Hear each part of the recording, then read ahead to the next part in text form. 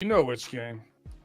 That thrilling offensive juggernauts slugging it out in the Meadowlands. That's the game I'm talking about, Justin. Oh, you talking about the Jets and the Bills? Woo, not quite. Not quite. Man, we won an exciting one, didn't we? Hey, it was look, a battle. that Jets and Bills game was exciting, bro. I'm really more excited after the game when they both went and got their receivers. Devontae Adams now is a Jet. The Bills went and got Amari Cooper. Oh my goodness, man!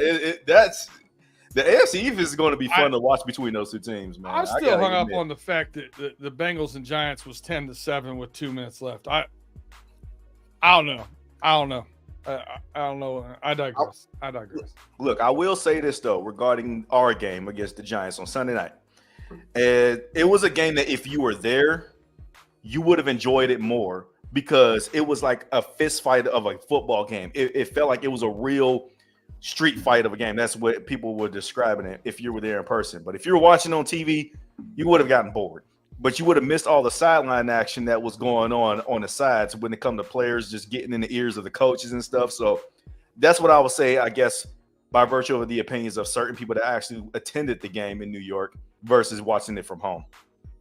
See, Tim's got a distinct advantage because of the West Coast time frame for this game. But I can tell you right now, I got one thing in common with Joe Burrow. That's my damn bedtime.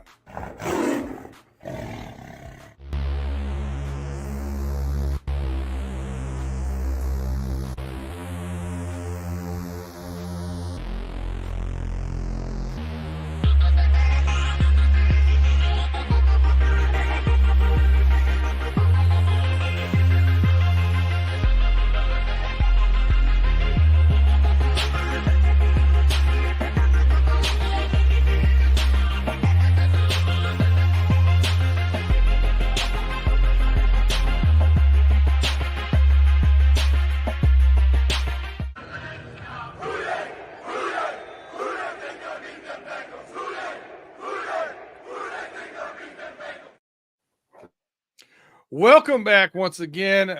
We are running through the jungle. I'm your host, Brandon Herriott, with your host, Tim Lyons and Justin Lacey. What's going on, fellas?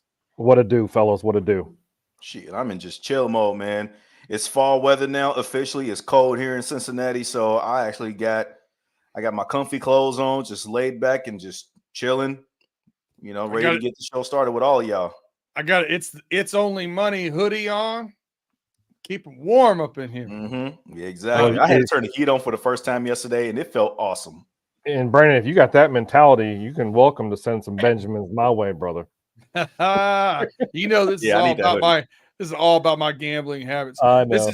This is actually the official Vegas hoodie. I wear this to and from on the airplane every time I go. It's a great hoodie. Gets a lot of compliments, and it rolls up nice into a pillow. If I got one of those window seats, I can sleep on a plane. We appreciate you guys rocking with us each and every week. Whether you're anywhere you get your podcast or you watching us live, 8:05 ish on YouTube. Please like, subscribe, rate, review, and share us. Tell a friend to tell a friend. We keep building those numbers up each and every week, and we appreciate you guys for it. You're the key to that, building our success, and we thank you so much for the support. So we got out of there with a win. So digress about how we got it. At least we got it, right? Mm-hmm. But let's start looking into our matchup with the Cleveland Browns this week. 1:00 game Sunday. It looks like good weather in Cleveland. Although we have not fared real well in Cleveland of recent years. Try to get off that schneid. And one of the things I will bring up is the injury report. So normally I focus directly on the Bengals right away. I'm going to start with the Browns. Browns have 10 players on either limited or did not practice. Yes. On their roster right now. And that doesn't count anybody on IR or anything of that nature. where for the first time, I think all season, we had 4 names on. 3 of them are the usual suspects. Joe Burrow is going to be on there all year. Here's a note to the NFL. Stop accusing us of not telling you stuff. He's going to be on there all year, full practice again as normal. But the only limited practice we had was DJ Turner with the rolled ankle. Looks like he's probable for the game, but he was limited in practice. So puts us in a good position. The Browns do have Nick Chubb as a full practice right now and is scheduled to play against us. First take on the injury updates. What are your thoughts here, Justin? Well, not so much. I mean, I am kind of surprised at the Rolodex of injuries that Cleveland has. I think that, man, it's just not a good look for them up there, man. It just feels like that one more game, and if they happen to lose this game, you might as well think that they're probably going to be in tank mode where they got to just sell off a lot of parts. You know, they already traded Amari Cooper, as we already mentioned in the opener, to the Buffalo Bills. It feels like that another move could potentially be made prior to Sunday, but you know, that's more of a wait and see that happens. I think that everything's just sort of just hinging upon the big story of Nick Chubb returning for them and, you know, expected to make his debut against the Bengals. And he's fared really well against us. And that is a concern. And I know we're going to get to matchup concerns here relatively quickly, shortly. But I don't really make so much of this team so far. I don't even know what to even think about them. They've had obviously a terrible season so far. They're 1-5. And they're just not looking good defensively like they did last year. But then on the other end with us, man, they're like, yeah, we're starting to get a lot of guys back, but do they have the mental fortitude to go out there and actually win this AFC North contest in a place that they haven't won since 2017? And that was the season where the Browns didn't even win a game. Since then, the Bengals have gone 0-5 in Cleveland, you know, I think, and 0-3 with Joe Burrow at quarterback. So we have to do a better job, man, because it's like, we got to get off the schneid here and stop losing this game against this Browns team when you know you're a better team and you're a better organization than they are, respectively speaking. You got to just stop with that nonsense. But yeah, I'm really surprised at the list of guys that they have on their injury report. It doesn't really feel good. Like if you're a Browns fan, I know that they're out there on a firestorm on Twitter, just not happy about the Deshaun Watson campaign and how that's been going. It feels like when you watch Kevin Stefanski at his press conference, it's like he's forced to read things aloud that he's like he has to just talk about when he don't really want to do that. It feels like he just want to be done with this experiment altogether, and it's not really a good sign. And you know, the Bengals are not experiencing much of that, but at the end of the day, we got our own grass to cut. So I'm happy that our injury list is very thin compared to theirs. Tim, what are your thoughts on the injury list? It's a good thing that Nick Chubb's coming back because other than that, they would have had Hines and that's it running the ball, and they would have been kind of short at the running back position. But oh yeah, that's right. Jerome Ford is gone too, right? He did not practice with hamstring issues. Deontay Foreman limited practice with a groin issue. Wow. Yeah. So you know, it's a good thing that Chubb is back, but you know, Chubb is just coming off this injury, you know, and this surgery that ended his season last year. So is he going to be ugly injury? Yeah. So is he going to be 100% this week or not? I'm sorry, I won't say 100%, but will he be 100% go? 110% go when he does get the ball? Because we know what Nick Chubb does to the Bengals. So, but it's good for the Browns that Chubb is back for the run game. I see that they had some other limiteds and stuff like that, but how the week goes, that list is going to either get smaller, or you never know, it could get bigger. People get hurt in practice. I really question Jerome Ford not practicing at all with a hamstring, his ability to go. Deontay Foreman, you think he's got to be able to, probably, if he's limited practice, probably going to go. The real concern here, right, when I look at it from their perspective, is you got a guy coming back from a catastrophic knee injury, obviously one of the strongest human beings in the league, pound for pound. Yep. But Nick Chubb is assumed to be on a pitch count. So if you're low at that position, how much do you put on him? How much onus do you put on him as far as carrying the ball and wear and tear on that body coming back for his first game? Mhm. I mean, I would be surprised to see him get more than 10, 12 carries. In my view, if I was a Browns fan, especially being 1-5, I wouldn't want him to get more than that. Right. I do have a colleague at work that I'm friends with that went to the Eagles Browns game, and he said one of the weird things that for him was watching. They sat on the Browns side of the field, and he said Deshaun Watson never spoke to anybody on the sidelines, never looked at a pad, never did anything. He would just come over and put a towel over his head, and never did anything else. Very odd for a quarterback to do that, to not look at a pad, to not interact with coaches or people or what.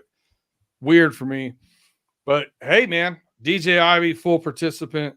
Chris Jenkins, full participant. Joe Burrow, full participant. Only an ankle for DJ Turner, which is a very key player for us, and we need to make sure he's healthy. But finally, health on that defensive line. Finally, some continuity through the week with practice. Hopefully we get to Sunday with that same result and have those guys ready to go. That gives me some optimism, pure optimism as far as the injury reports. The NFL can be a tough place to play. Certainly can be. Right. So that's fortunate for us. So we'll go right into our matchup concerns for our Browns game here, man. As you've stated, 0-3 with Joe Burr here at Cleveland. A team, the Browns, struggling right now, not playing well, but it's AFC North football. These division foes, a lot of times they'll get you regardless of what their record is, and they know us as good as well as anybody in the league. I'll throw it back to you, Tim. Here, what's your biggest concern right now for the Cincinnati Bengals going into this Browns matchup? Normally I would say the run game, but I don't know anymore. I would say the threat of the play action, but then again, like I said, I don't know anymore because Deshaun Watson, he's not the best play action quarterback there is out there. I know Njoku is back. Their tight end is back. Their offensive line, Deshaun Watson's been sacked 31 times in 6 games. 31 times in 6 games. So it's like, do you want me to be a modest Bengals fan here and give them a concern? I would say I'd say their run game, if Nick Chubb and, Ford, get the ball running, could be a possibility. But like Amari Cooper's gone now. They have Judy. I don't even know who their wide receivers are anymore. I don't even know. Elijah Moore. Moore. Jamari Thrash. Nobody. Okay, so we have to worry about Cedric Judy Tillman. and so we got to. Okay, nobody. And we still got to so we have to pretty much worry. So my concern is this if Nick Chubb and Ford or whoever the hell their backup is can get the run game going and open up the play action for Njoku. I think Njoku is, we're going to see him open the seams. So it could be the run game and the tight end is what I'm going to say. I don't know. All right. I like that take, especially with the tight ends. Yeah. Justin, biggest concerns with this matchup for the Browns? My number one concern will always be Myles Garrett, just because the Bengals have not found a way to slow him down in this Joe Burrow era. And it frustrates me because when everybody else plays the Browns, they always seem to find a way to stop Myles Garrett, even though I know he's going to get his sacks and get his numbers here and there, but he never truly wrecks the game when he goes against other AFC North opponents, when he goes against other high-powering quarterbacks and stuff like that. The Bengals have single-handedly made Myles Garrett into a future Hall of Famer by his matchups against us alone. And it feels like the Bengals have set themselves up for failure every time that they've gone against the Browns because they've always spread themselves out into this 11 personnel with play action without running the ball so much, and then thinking that they can pass their way over the top of their secondary, which features Denzel Ward, a true lockdown corner that really matches up well against Jamar Chase in neutralizing his efforts by himself. You don't have to roll safety coverage over his way. Oh, and they also got a couple of guys too, in addition to Denzel Ward, Jeremiah Wusu-Koramoah, JOK, but they also got Greg Newsome and Martin Emerson. Martin Emerson's their weaker corner. He's not playing well this year whatsoever. So that is a matchup you can exploit. But at the end of the day, the Bengals have shifted to this 12 personnel offense, but yet at the end of the day, they always love relying on the play action in the shotgun. Even when they run the ball, it's in shotgun formation, and it makes their offense somewhat predictable. And I do worry that they're just going to get in their own way and play to the hands of just allowing Myles Garrett to feast. And it's not just him. Zadarius Smith is coming off of the edge on the other side. You got Dalvin Tomlinson. That defense they still got guys on that defense. Mm-hmm. So by no stretch of the imagination do the Bengals need to think that they're going to walk into Cleveland and think they're going to get easy yards on this front. When we just saw against a better front this past week against the Giants that they didn't handle it very well. We're not really known for running the ball anyway. And so going to this situation, if they neutralize the run from the jump and we're forced to throw the ball again, it just worries me that Myles Garrett is going to have himself once again another day in Cleveland against Joe Burrow and then put him on the poster child of, see, we're back. We can beat the Bengals. We got Myles Garrett. And that's just my number one concern. So Emerson, to your point, not been playing great because to me, he's been banged up with some rib problems. And playing cornerback with if you've got broken ribs or separated ribs or whatever you might have, turning and stuff, yeah, that can get you.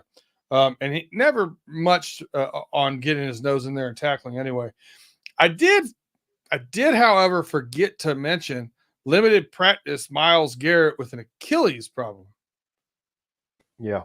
That's not going to change anything, in my opinion, because if he's on the field, he's still a presence. And for some reason, Joe Burrow, I love Joe Burrow, and I love his mindset, and I love his makeup. I love everything about him as a quarterback. But it seems to me that he lets Myles Garrett in his head at times.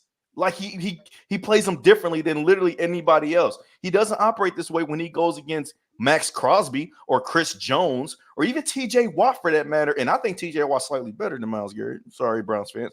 But I agree.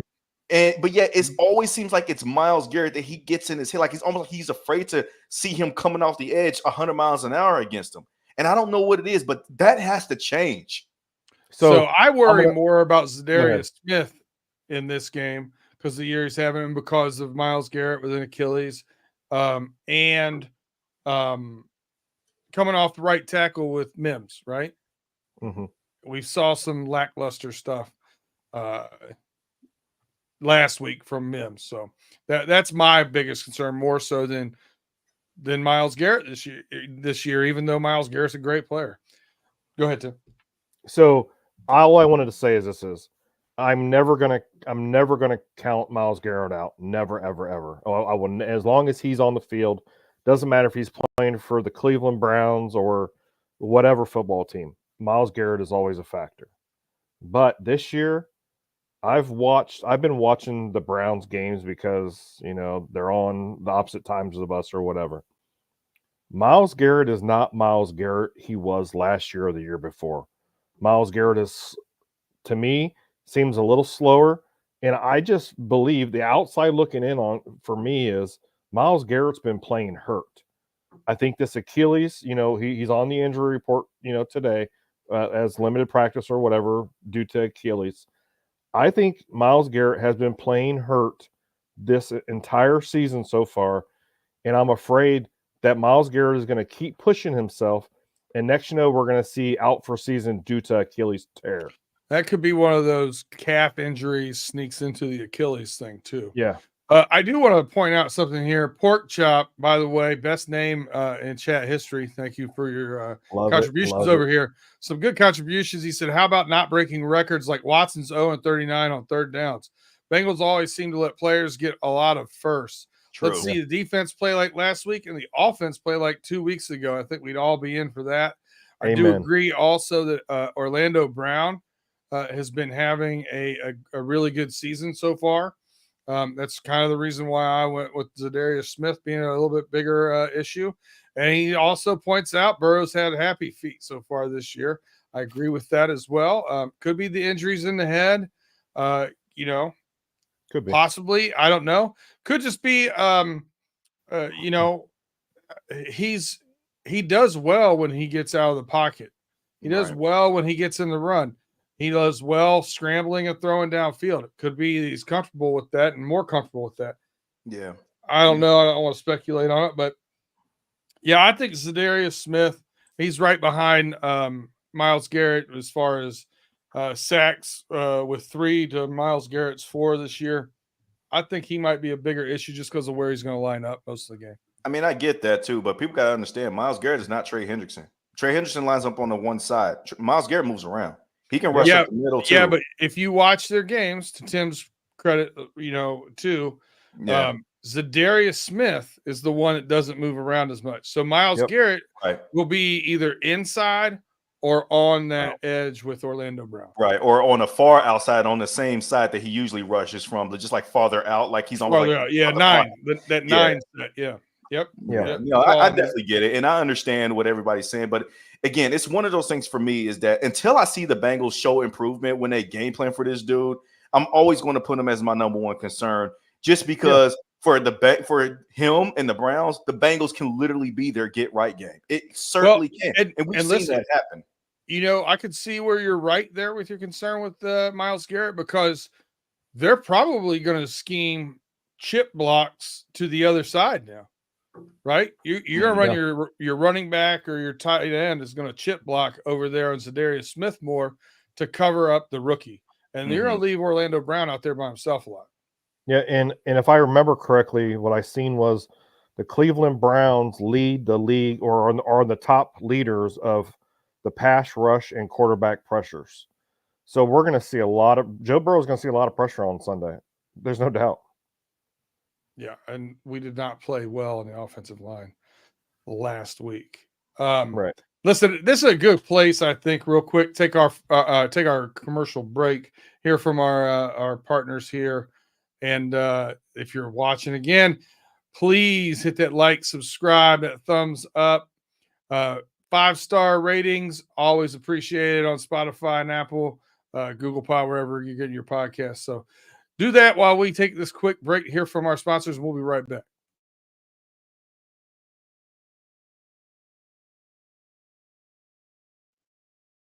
All right, and we're back here with Running Through the Jungle. We got Justin, Lacey, Tim Lyons, and myself, Brandon Herriott, in the building. And we are talking about our upcoming battle with the Cleveland Browns in Cleveland, the Mistake on the Lake. We will be there. It looks like some sunshine. Looks like a decent, 70 degrees. If you remember last year when we were there, it was not that. It was a damn monsoon. Yep. And we had a one-legged Joe Burrow. So I think things are going to be a little different this year. But I'm interested to see how you guys think it's going to be different and what you think as far as opportunities here for the Bengals. Justin, we let Tim go first on the concerns, so we'll let you go first here on the opportunities. What opportunities you see with this matchup for the Cincinnati Bengals against those Cleveland Browns? Quite a bit, but I'm going to be simple here. Tim, brace yourself because I'm going to steal your slogan. Run the damn ball better. Hey, okay? I got a copyright on that. You can't be using that. I add the word better to it, so guess what? I just made it a little bit better just for that moment. I gave you credit, because I said brace yourself. But no, they need to run the ball better. Seriously. If they keep getting their own way against this defense and against this pass rush more specifically, because they like to believe that they can outthrow against any defense, and that's not always the case. You can't be stubborn. If you run the ball effectively, you will be able to neutralize the matchups, that nightmares that is Myles Garrett and or Zadarius Smith. You will be able to neutralize those matchups. Now, Dalvin Tomlinson, he's really stout against the run himself, but I've seen this season alone, teams are able to just gas this Browns front four pretty easily. Even the Dallas Cowboys, who has just been ravaged by injuries, week one, they were able to kill them on the ground. The Bengals have the offensive firepower to do that, but if they don't control the ball on the ground by running the ball effectively, they're going to lose these matchups that we think that they're better suited for. Also, I believe if you were to insert another weapon into this offense, I think it will be able to unlock another certain key here. Because as I mentioned a little bit earlier in my concerns, briefly, Denzel Ward matches up really well against Jamar Chase. He does not, however, in my opinion, match up well against T. Higgins.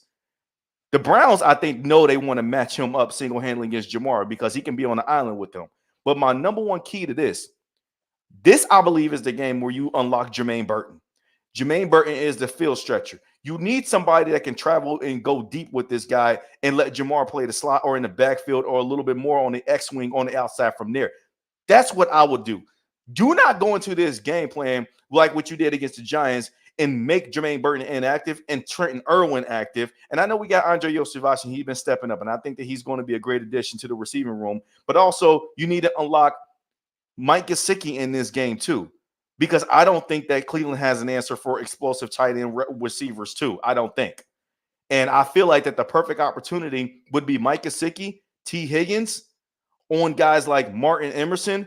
And I think Jeremiah Wusu-Koramoah, who's going to be predominantly blitzing a lot, but he's also somewhat decent in coverage. But you can get that mismatch if you have a guy like Mike Gesicki. So those are my matchup opportunities that I want the Bengals to exploit, is running the ball, unlock Jermaine Burton, and play Mike Gesicki as your starting tight end like you should have been doing in the first place. All right, Tim, let's hear what your matchup opportunities are here for our Cincinnati Bengals against the Cleveland Browns. What do you think we can exploit here? So, Justin, you 100%, bro. You hit that nail on a coffin. But I want to go with the defense. I think this is like I said earlier in the show, Deshaun Watson's been sacked 31 times. 31 times.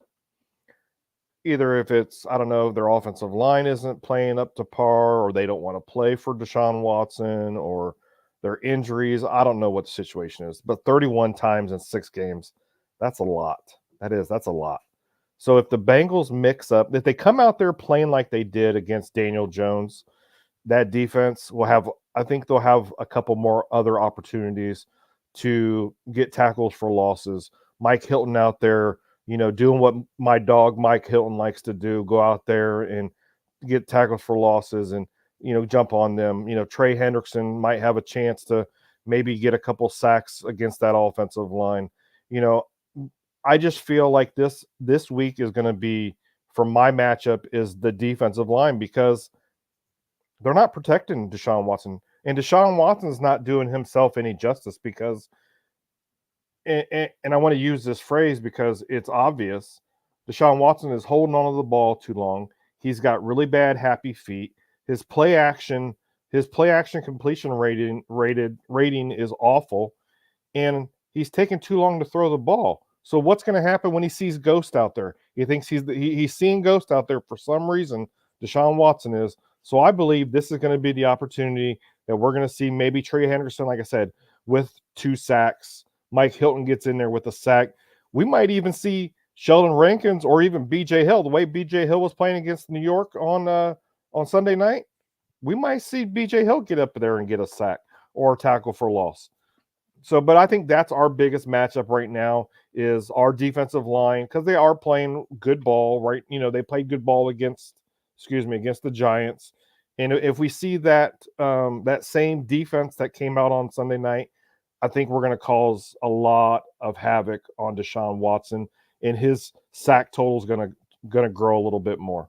No, I agree with you. Nothing about the Browns offense scares me whatsoever, especially how they've looked this season. Even though I know that they got good players to an extent, like I say, I respect the hell out of guys like David Njoku. I also respect the guys like, look, Jerry Jeudy, he's had a shaky start to his career with Denver, but he's sort of found a little bit of footing since being traded to the Browns, like at least a capable receiver that can catch passes out of the backfield.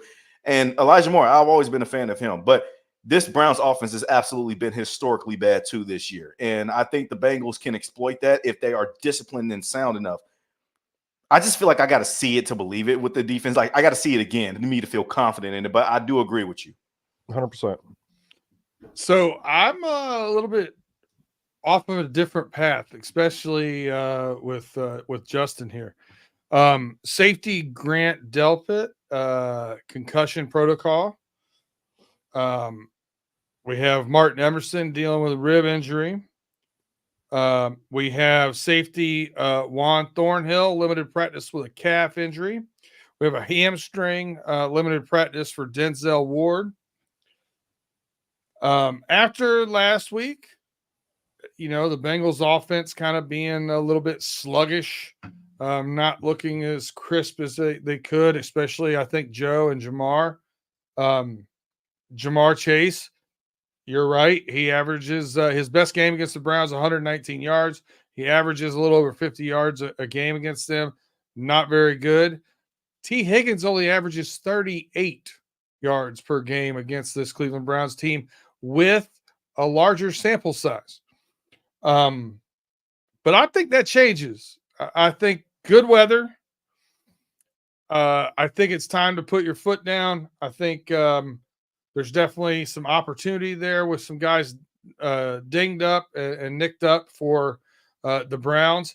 It's not a situation where you want you don't want your safeties not at their full best with a hamstring or concussion or whatever it might be when you got Jamar Chase and T. Higgins out there. I predicted a while back Jamar Chase to have a $150 and he had a $198. Stay tuned for the prediction part of this, but I think we could throw the ball around the yard a little bit here. Now, I agree with you. We do need to run the ball, but I actually think the passing of the ball is going to help set up our run. I think we get out to a lead here against them, and I think that is going to open up some running lanes. And I also like Chase Brown, as we've discussed on our Worrying Reactions this week. I like his electricity and speed. I think he finds a gap for a pretty good run here, a 30-plus yard run again. So I think the pass sets up that. But I think we have an opportunity here with their pass rush being not quite as prolific as it has been in the past couple of years. And with some injuries they're dealing with right now, I think we can take advantage of that. Respect. And listen, there may be a little hope in there, Tim. Don't hold that against me. Hope is not a strategy. It's only money. All right. Let's go with our predictions. Tim, we'll go back to you. Offensive game ball. Who you got getting the offensive game ball this week? All right, so you want me to do game ball first? All right. I'm going to say my offensive game ball is going to go to the one, the only Chase Brown. I think Chase Brown's going to have a 100-yard game and a touchdown. That's all I got to say. If I still believe that Chase Brown should be our number one running back. That's all there is to it. And I think this is his opportunity to, like Brandon said, bust off some 30-yarders, some 40-yarders, whatever. And he's averaging 5.5 yards a carry, 5.8 yards a carry for 2024 right now. Something to that effect. I can't remember what it is off the top of my head. But I'm going to say Chase Brown, he gets a $100 bill, and he gets a tutty. I like it. All right, offensive game ball for you, Juddy. I'm also going to go with Chase Brown, too, just because I think the Bengals need to run the ball more for this particular matchup. And I think that Chase Brown should be RB1 and for the foreseeable future, and then do not need to be Zach Moss anymore. I'm just done with that experiment. Like, if the Bengals tried out their starting offense and Zach Moss is there, they already lost, in my opinion, because they're not setting themselves up for success. Chase Brown is the guy. You know this. Stop being stubborn. Just do it. Okay. I'm not going to predict stats. I do like Zach Moss as a solid veteran number 2. I do too. He's a P Ryan replacement. He's Samaje P Ryan to Chase Brown, Joe Mixon being the lead dog. That's what he is. But Chase Brown is the lead dog, as I stated. And I like Tim's stats when as he predicted, even though I'm not going to come up with the predictive stats for him, but he's just going to be my guy that's going to get the game ball for offense. All right. My offensive game ball also going to Chase. Jamar Chase. 100, I love that. 160 yards receiving. So last time I did 150, he got 190. I'm on 160. See if we can get him over 2 bills. I'm going to predict 160 receiving yards and 2 touchdowns. I love it. I love it. So yeah, I will go with Jamar Chase. We'll go back defensive game ball. Justin, I'll let you go first here. Who you got for your defensive game ball? You know, he's been taking a lot of heat over the last few weeks, and rightfully so, because his play hasn't been up to the standard and to the ability that I believe he can be. But something tells me that Cam Taylor-Britt is going to get a turnover in this game, and I feel like that it's the opportunity to do it. You no longer have Amari Cooper there, so he doesn't really need to travel with the number one receiver, technically speaking. If the Bengals set their secondary up to nobody is really traveling with the number one receiver, you just kind of mix and match up your matchups here throughout the game. I believe Cam Taylor-Britt can take advantage of his matchups a little bit more that way instead of being on an island with the team's best guy. And I think it can bode well for him, along with the pressure up front. This offensive line is bad, as what Tim mentioned with the Cleveland Browns. Deshaun Watson continuously gets sacked left and right. It feels like he's disengaged with this team. And this secondary needs more turnovers. Like, say what we want about what they did against the Giants. The only one turnover that was caused was because, yet again, another tip ball. BJ Hill caused a tip pass, and then a linebacker picked it off. The secondary needs to get more involved. And I feel like this is the game that you can see that happen. So I'm going to go with Cam Taylor-Britt, even though I'm not confident in that selection, but I am going to pick him for the time being. Who did I pick last week? I don't know. Oh, I took Jermaine Pratt. He had the pick, didn't he? Yeah, he had the pick, yeah. And I still gave my game ball to BJ Hill. He deserved it. He deserved it more than Jermaine Pratt, in my opinion. I'm a big dummy sometimes. All right, defensive game ball. Tim, who you got? I do like your point about Cam Taylor-Britt, not having to follow the number one the whole time, because we've talked off air. Cam Taylor-Britt, very good number two. Yeah. Not quite getting the number one yet. He's not a shutdown corner. Not quite getting the number one yet. So with that said, Tim, who you got for your defensive game ball prediction? Man, my heart wants to go one way, but my mind wants to go another way. So flip a coin. I'm gonna give it to Trey Hendrickson. 2 sacks, causes some, gonna cause some pressure, force a fumble. Trey Hendrickson. I like that. Was that your heart or was that your head? That was my heart. What's your head? I want to hear my head. My head was Mike Hilton. 10 tackles and maybe 2 tackle for losses or a sack. I like the Trey Hendrickson one too, just because I feel like he needs to start getting recognized that when he's on the field with some of these other big name pass rushers that he can outplay them. And realistically, week 1 last year, Trey Hendrickson had about the same exact type of game that Myles Garrett had week 1 when they beat us. But nobody talks about that because we didn't win the game.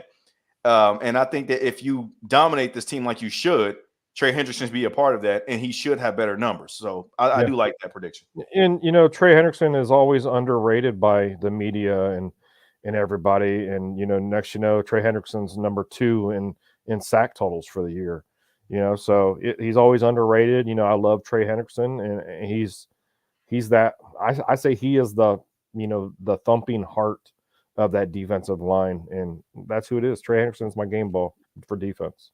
We've talked a little bit this year about how Trey Hendrickson is great rushing the passer when it's more of a pocket passer and not a a scrambling quarterback or a running quarterback. And for whatever reason, Deshaun Watson, when he was at Houston, I remember him scrambling out, running, throwing out of the pocket, blah, blah, blah. He seems to be refusing to do so. There was that report where it talked about running or whatever, and he was like, I'm not a running back. I'm not here to do running plays. Some weird things going on there. So he's really become a pocket passer. And, he's like Tim said, it was over 30 sacks this year of Deshaun Watson. So for that reason, coming off 2 sacks against the Giants, I think he follows it up with 2.5 sacks. I'll up you by a half sack. I'm going to 2.5 sacks. I'm also going to take Trey Hendrickson here. He's coming into the game with 5 sacks, 1 ahead of Myles Garrett. I think he puts a little more space in between those two, and I think he rightly should. I think TJ Watt is the cream of the crop. as far as defensive ends here in the AFC. And I think right behind him right now this year is Trey Hendrickson. So, yeah, I got Trey Hendrickson as well. Nice. Right. Let's go with scores. Score predictions. Let's see who went last. I went first. All right. Last up. All right, Justin. Give me that score prediction. What do you got? I'm not going to lie to you, gentlemen. This coaching staff alone does not make me feel good about this game, because while we talked about strategy and game planning for this coaching staff has been stubborn over the years when it comes to this matchup with the Browns. If you're going to beat the Cleveland Browns and end this slide, this will be the time to do it. I feel like that I will not be surprised if the Bengals do lose this game. I'm not going to predict that. I do think the Bengals do win. I do think the Bengals not going to win comfortably. I don't want to predict that. They're favored by 6. They should win comfortably based off of how the Browns have been and how they've looked. But I've seen time and time and again in this Joe Burrow era that this Browns team just gets up for the Bengals. They always exude this confidence like they can beat the Bengals at any given moment, even when we're playing our best ball and they're coming off of playing some of their worst ball. I've seen it happen. And I don't like that feeling. Until they do that, and they haven't won in Cleveland, but at the same time, Joe Burrow is an elite quarterback, and at some point, you got to end the snide here and stop losing to this Browns team, especially there. I do believe this is the week that he does it. I am going to predict a 34-20 win for the Bengals. I don't like predicting that high of a score, but I think that this offense wants to send a message at some point that last week was just a bump in the road, and why they did their best effort, and why it was just an ugly win, and that it was just one of those periods where, hey, the offense got in the car, they turned the key in ignition, and the offense just didn't start for a while. I think that they understand that this Browns matchup is important to them. They can't go 0-4 in Cleveland in the Joe Burrow era. Joe Burrow knows he can't do that. And if they got any hope of righting the ship for the season, you got to win this game in the division, because I'm looking at it as similar to the Giants. If you lose this game, just like if you lose against the Giants game, your season's about over. I need the Bengals to win this game just for that matter. So I'm going to predict 34-20 is my score. All right. Justin has this as a mental health game. Pork Chop agrees with you. He's got 34-17. Very, very similar. Tim, mental health game. Do we get right here? Everything that we stated, it's all facts. We just need the Bengals to go out there and execute. I know they have the mentality of, taking it day by day, and they're going to have to check the film and, all this other stuff. And I believe it is going to be kind of a mental health day for us and a little bit of a turnaround. But, I'm not ever going to underestimate any football team. This is the NFL. There's that saying, any given Sunday for a reason. But in this case, because I love my Cincinnati Bengals and I cannot stand the Browns, and the Browns are playing totally awful this year, I'm going to predict 31-20 Cincinnati. All right, 31-20. So we got 31-20. We got 34-20. Pork Chop's got 34-17, and I have 31-17. So we've all got the same numbers mixed up in there. I got 31-17. The Browns have not been playing good. They just got rid of Amari Cooper, as we've noted. This year so far, they've not scored 20 points. Deshaun Watson has not thrown for 200 yards. This is one of those games you got to make a statement. You've got to win this one comfortably. I want this game to be 31-10. Yeah. And they score late. I want this to be a clear victory. Yeah. So I got 31-17. Any closing comments before we get this thing wrapped up, put a bow on it, and get out of here? Shoot, man. Look. We still scratching and clawing our way back to relevancy. The AFC is still wide open, no matter how much we just piss out our record and think that we're out of it. We're not out of it. The Bengals are still a really talented team, and I think that they'll still be in there in the mix when it's all said and done. But they got to start by winning in their division. You got to take care of your own grass at home and in the division before you can think about any sort of playoff appearances or anything like that. Because as Joe Burrow already said just a week and a half ago, we're not a championship caliber team right now, and we need to stop acting like we are when we haven't done anything to prove that this season so far. So that's the final thought that I have. Go out there, go get a win in Cleveland. This team is not great. The Browns, I should say. The Browns are not great. Their fans are in shambles. They want this thing with Deshaun Watson to be done and over with. And you can help them feel better about moving forward with that decision of parting ways with Deshaun Watson if you end their season this upcoming Sunday. All right, Tim, what do you got? For me, I just believe that Cincinnati Bengals offense on Sunday night, Joe was up past his bedtime, and I know I told Brandon that Joe needs to take a 5-hour energy drink before these games. This is a 10 o'clock game. Well, I'm sorry, 1 o'clock game for you guys, 10 o'clock for me. I think Joe Burrow plays better at 1 o'clock. And I just feel like it's going to be a different game. I'm hoping that, and I know hope is not a strategy, but I'm going to put it in there anyways. I'm hoping that we have the same defense that we had against the Giants, and they only go out there and score 7 points or 10 points, like Brandon said.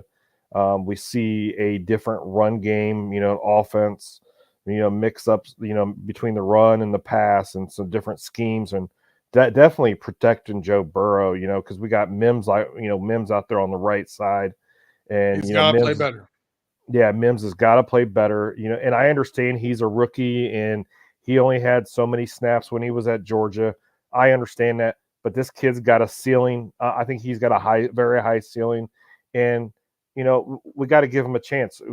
I think Mims is going to be the answer at right tackle for once. In Bengals, in the last couple of years, the Bengals right tackle has been a revolving door. So, but like I said, I believe that, this is going to be a different game, a different Joe Burrow. The defense is going to come out there and whoop some ass. I'm sorry, I can't say that on air. You just did. But whoops, I did. But whoop some butt. Thank you, everybody, for watching and listening. I know we're live. Honestly talking to us. Yeah. Well, thank you again, Pork Chop, for coming in and watching us. Make sure you like the video or like the channel and subscribe and share with your friends and family. We appreciate you guys 110%. Hooday. All right. Listen. Cleveland is going to get a win this week. It's going to be in game 3. I like the pitching matchup, Matthew Boyd against Clark Schmidt. So if you're not listening to Pay Dirt, you should. I already said that over there. That's the only thing you should bet on for Cleveland this year. Or this week. I don't like anything else. I don't like any of their matchups. The Yankees is going to be a gentleman's sweep. Get that out of here.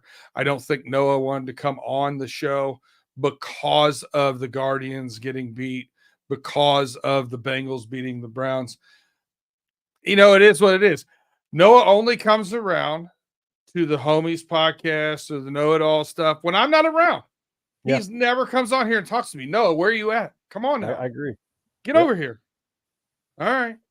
For those of you who don't know, Noah is a gamer, I believe, with Tim, and also does a Cleveland podcast where he talks about the Browns and the Guardians.